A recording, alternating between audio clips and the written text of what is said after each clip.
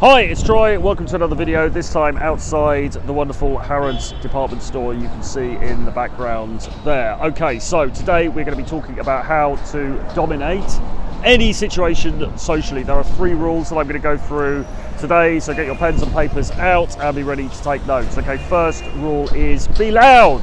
You have to be very, very loud in order to dominate any situation socially. Now, a lot of the time guys are self-effacing. We don't want people to take too much notice of us, and so we deliberately moderate our voices so that we're not talking very loudly. Now, it's completely understandable. Most of us do it from time to time. I used to do it a lot. I do it a lot less now.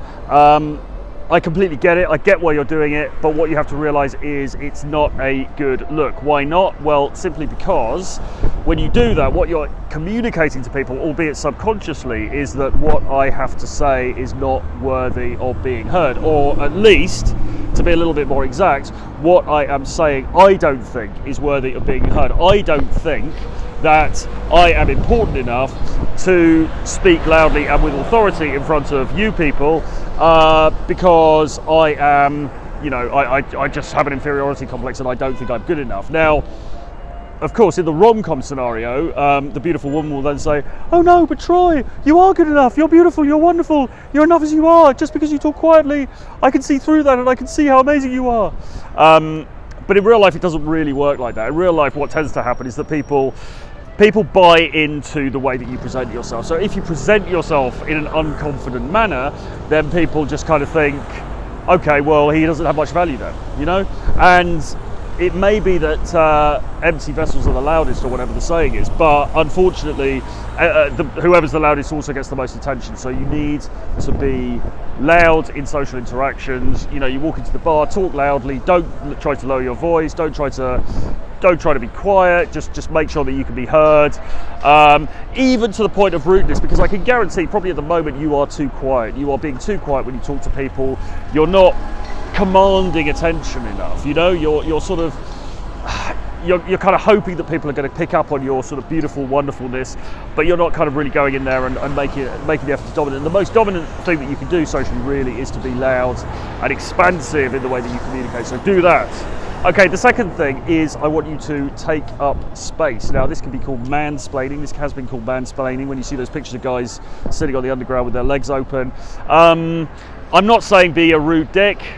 Okay, maybe I am saying be a bit of a rude dick, because what you need to do, again, and the whole thing about taking up space is not so much, like if I'm sitting on the tube, I don't really care, if I have to sort of squash myself up a little bit for a few stops. I'm not that bothered about it.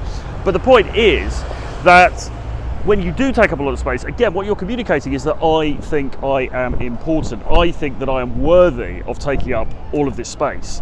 And other people may disagree, but again, we're playing with the subconscious here, because when you do take up a lot of space, when you show people that you believe that you are worthy, when you show people that you believe you're important, what's that saying? Well, that's saying that you've been treated before in a way that would back that up. You're used to people accepting you dominating social situations, which implies that you must have inherent value, because people with inherent value are able to be loud and they're able to take up a lot of space and nobody's going to complain. So you do these things, and what you're doing is you are giving an impression that you are somebody who is worthy of attention, who is worthy of being taken seriously, and that's really what you need to do, because all of this in the end, it's about being taken seriously, isn't it? It's about not being self-effacing, not trying to hide yourself away. Okay, number 3, the third thing is I want you to say what you want to say unapologetically. Now, I know a lot of you have problems with this. I know that you pretend that you don't, but really you do, because in society there are a lot of things that we may think and we don't want to say them because we're afraid of people thinking badly of us, and that's fair enough. Here's the thing, right? If you try to hide what you really think, and more than that, if you try to bend what you really think to fit in with other people, then you are going to lose out socially.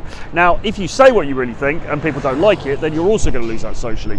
But at least you lost out on your own terms, and at least people can respect you for the fact that you state your beliefs. Now, I'm not going to get into any politics here. I'm not going to get into the kinds of beliefs that, are acceptable or not.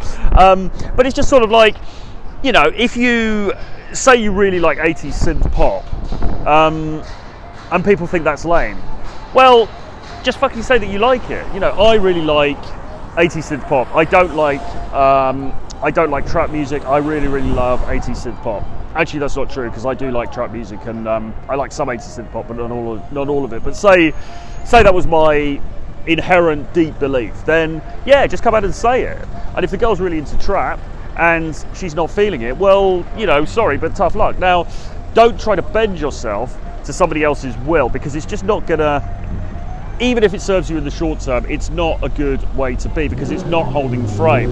And holding frame is all about being yourself unapologetically, regardless of what the consequences might be. So just to recap those three things. So the first thing is talk loudly, be loud, don't be afraid to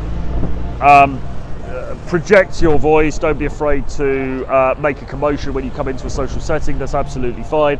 Second is take up space, and the third is say what you're going to say unapologetically, or say what you think unapologetically, let's say. Now, okay, there's a nice car coming past here. Let's have a look at that. You see that? Andrew Tate has just rolled up to get involved in the video. Yeah, so look, I mean, lost my thread there. Doing the actions, doing these things is going to make you appear more confident, right? So even if you're not confident, do the things anyway. Be loud, take up space, say what you think. Just do it anyway, regardless of if you feel confident, because what's going to happen is that the feedback that you get from the people that you interact with, positive and negative, is going to give you reference experiences that is going to make you more confident. Because likely what you're going to find is that for the most part, people are pretty accepting. People take you at face value. People take on board the way that you present yourself, and they're okay with it. And when that happens a few times, you're going to be like, oh, okay, so it's cool for me to take up space. It's cool for me to be loud. It's cool for me to say what I think. It's cool for me to stand on a bloody traffic light thing in the middle of Knightsbridge and talk into a camera.